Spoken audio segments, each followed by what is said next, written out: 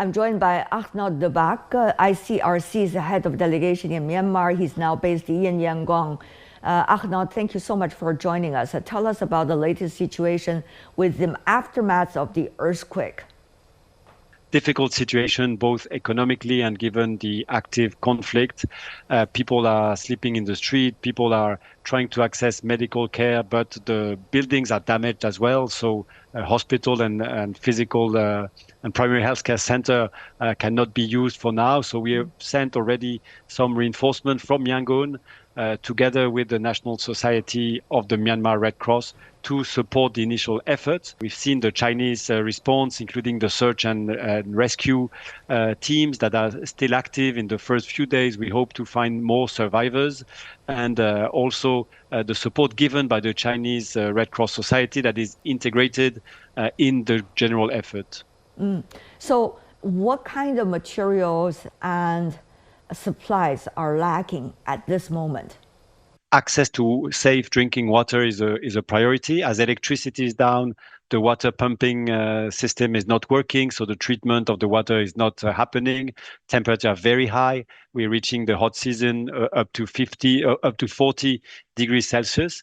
I think weapon wounded support for all people injured during the earthquake, and health in general would be the second one, and the third is support for livelihood and people who cannot access their homes and their kitchens, just to keep having food and a way of sleeping in a safe manner. Who are now the key factors doing the planning, not only for rescue and search operations or for general relief operations, but also for the overall plan for today and the next few days? As you know, well, the search and rescue operation ongoing, we need to prepare for the next stage of hygiene and a lot of other different issues.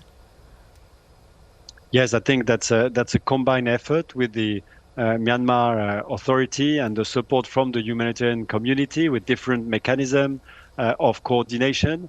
At the International Committee of the Red Cross, I work with the Myanmar Red Cross Society on the coordinated response from all the National Society of Red Cross, including the Chinese, but also from neighboring country or from further away. Yeah. And that's a coordination for a large aspect of the response today. And as you mentioned rightly, on the long term, because livelihood issues, reconstructions, access to safe buildings for health care is a challenge for the months and years to come.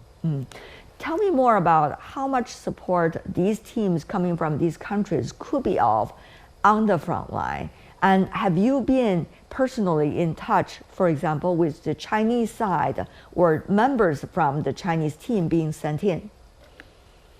Yeah, within the coordination of the Myanmar Red Cross response, we've been in contact with the Chinese Red Cross, and that's all an effort of coordination to make sure that we don't duplicate the response in some area whilst neglecting others, sometimes because they're harder to reach or more complex. Some aspects are really about the rescue, search and rescue, and making sure the same areas are not covered by different players. So it's really, sharing the priorities and where the response can be more effective.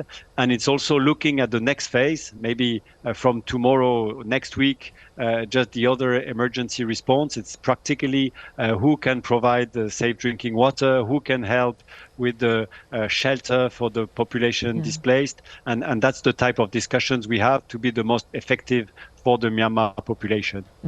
Given your rich knowledge operating under crisis, what do you see is the most important thing that all need to be aware of at this moment? The first few days, there is a very strong mobilization of different players and a lot of support. That lasts for a few weeks, but then it's harder to mobilize for the longer term support. So I think this is important that we all keep in mind that past the emergency, there is consequences for the population, for the families, for the communities that will last for many months and that will require international support as well.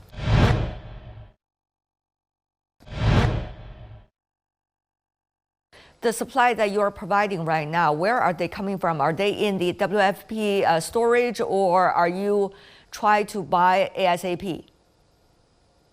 So fortunately, we have stocks in country that we can immediately release. As this crisis, as this response goes on, we will start to procure locally, again, using WFP's buying power as a means of stimulating the market and the economy. If there's anything that we need beyond, we can go internationally, but because also we'll be doing the cash distribution, that allows people to buy in the local markets. Right. Well, the cash distribution is another thing. It can be tricky from time to time given the lack of order on the ground. Having said that, though, we understand that earlier WFP, out of very complicated reasons, had to cut the aid to Myanmar. But now with the crisis, you have to restart it. Tell us, how is this transition going?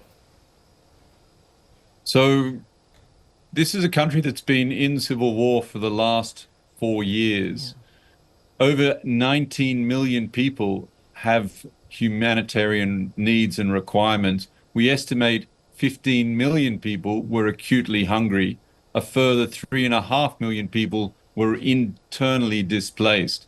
So that was the setting before the crisis.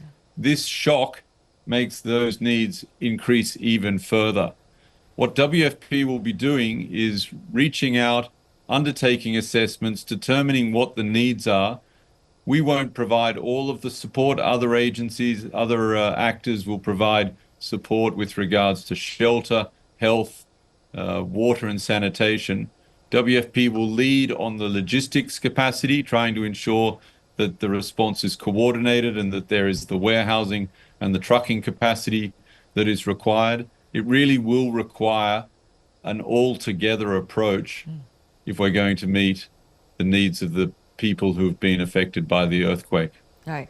We understand there are countries that are already sending in their research and their rescue operations. For example, Myanmar's neighbor, China, India, Thailand, just to name a few. Now, how is the UN system, which is an international system, working also with some of the bilateral efforts, as we mentioned earlier?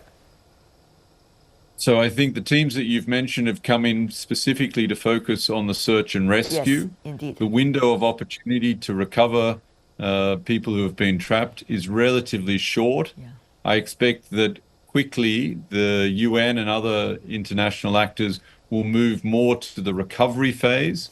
And this is where we will be looking for a joined up approach and where we must have additional international funding if we're going to be successful. Yeah, we understand, Michael, that the UN now is going through quite a challenging period of time with some of the important players in the international system reluctant to participate. So how do you and your colleagues try to bring everything together, and try to make it work? We were in the process of downsizing our operation because of a lack of funding. Now, very quickly, we need to upscale. So we can only do that with funding.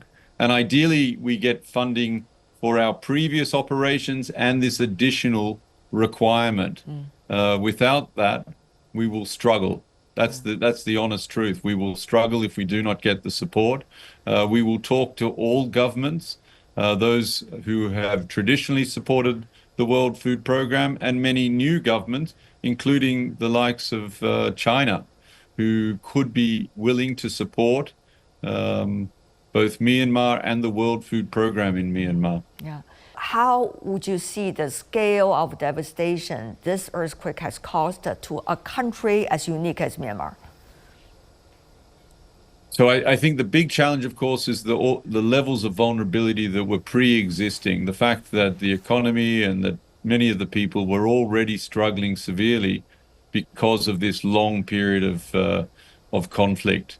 I'm worried about what I will see tomorrow. I'm concerned just the level of devastation. Of course, it's then meeting the people who have been directly impacted. And when you hear their stories, when you understand what they have been through, it is heart-wrenching, but it really does also fortify us to respond even more so. Michael Dunford, Representative and Country Director of World Food Program in Myanmar. Thank you so much for joining us, sir.